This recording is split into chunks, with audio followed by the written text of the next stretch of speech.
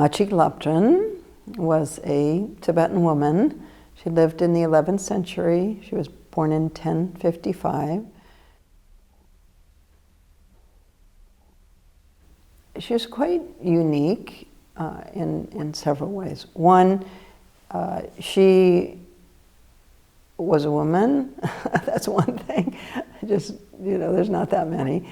And she was a nun, and then she became a mother, so she had that experience. And then she founded this lineage of Chöd. And what's different about Chöd is this template of feeding, not fighting. And to me, it's not an accident. She was a woman, and she came up with that method, because I think this idea of feeding and not fighting is a feminine tendency to nurture rather than to fight. And so she developed this practice called Chöd.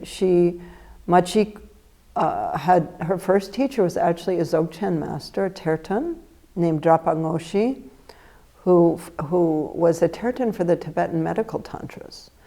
And so she actually learned Dzogchen, which is interesting to me because Machig Labdrön is usually associated with Mahamudra.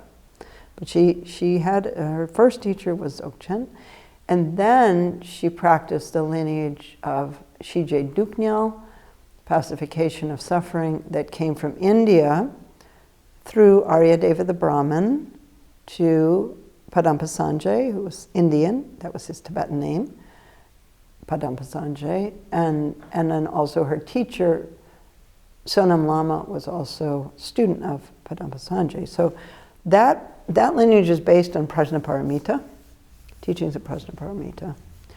And so that was her, she called it the father lineage, and then her mother lineage came through her visions. She had her own visions of Tara and of the 5 Dakinis and so on, and she wrote her own practices.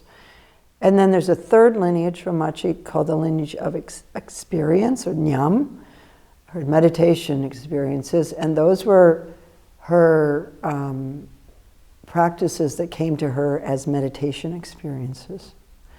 And then she taught, and she gave those lineages to her sons, and the father lineage from Padampa was given to her older son, Gyawadundrup, the mother lineage to her younger son, Tonyan Samdrup, and the experience to another male disciple. But she also had 4 important female disciples, and she had a daughter who she also taught. And her lineage is actually our lineage that we practice, Dharma cycle at Taramandala, comes through her daughter.